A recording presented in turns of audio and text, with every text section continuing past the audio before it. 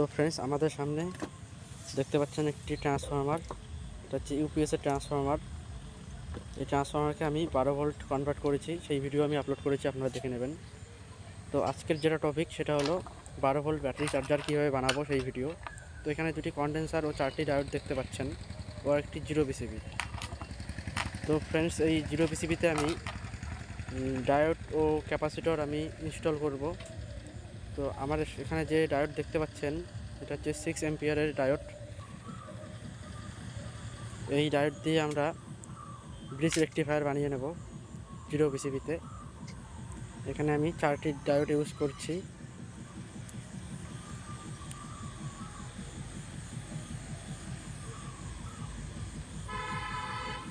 তো ফ্রেন্ডস, এই ডায়োড আমাদের বসানো কমপ্লিট হয়েছে। এরপরে আমার হাতে ক্যাপাসিটর দেখতে পাচ্ছেন, এটার ভ্যালু 2200 মাইক্রোফ্যারাড 35 ভোল্ট।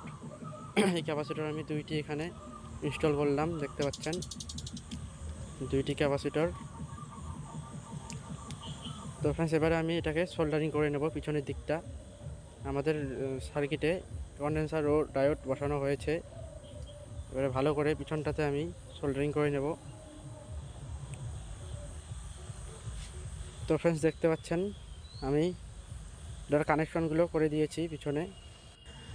তো ফ্রেন্ডস, দেখতে পাচ্ছেন এবারে আমি ট্রান্সফরমারের যে দুইটি ওয়্যার রয়েছে সেটা আমি এখানে সোল্ডারিং করে দেব ট্রান্সফরমার। তারপরে যে আমাদের যে ডিসি আউটপুট, যেটা হচ্ছে পজিটিভ ও নেগেটিভ ভোল্টেজ, যেটার ক্ষেত্রে আমরা যেই দুইটি তার আমরা ব্যাটারিতে লাগাবো, সেই তার দুটি আমি এখানে সোল্ডারিং করব।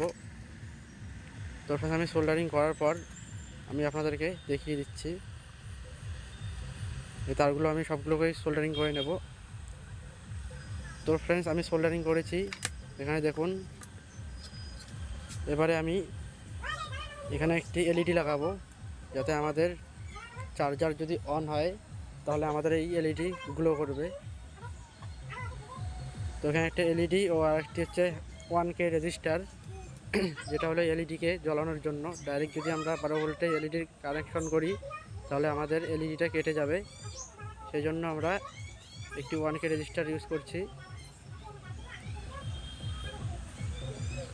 এলইডির গ্রাউন্ড আমরা হচ্ছে ক্যাপাসিটরের গ্রাউন্ডের সাথে লাগিয়ে দেব, ও এলইডির যে পজিটিভ সাইড আছে আর কি, সেটা আমরা রেজিস্টারের সাথে লাগিয়ে দেব। তো তারপরে আমি এখানে দেখতে পাচ্ছেন আমি বোর্ডের মধ্যে আমি এখানে স্ক্রু দিয়ে টাইট করে নিচ্ছি ভালো করে, যাতে এটা এক জায়গায় স্থিরভাবে থাকতে পারে।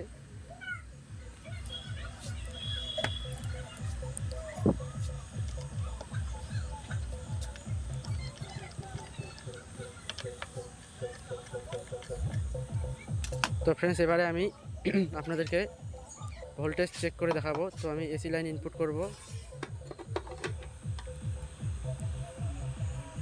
তো ফ্রেন্ডস, দেখতে পাচ্ছেন আমি পাওয়ার অন করলাম, আমাদের এলইডি গ্লো হয়েছে। এবারে আমি অ্যাট ফার্স্ট আপনাদেরকে এম্পিয়ার চেক করে দেখাবো। এম্পিয়ার তো আমি মিটার দিয়ে চেক করে দেখাবো না, আমি স্পার্ক করব। এখানে দুইটি তার একসাথে লাগাবো, দেখবেন ভালো করে। তো ফ্রেন্ডস, এটাতে আমাদের ভালোই এম্পিয়ার রয়েছে,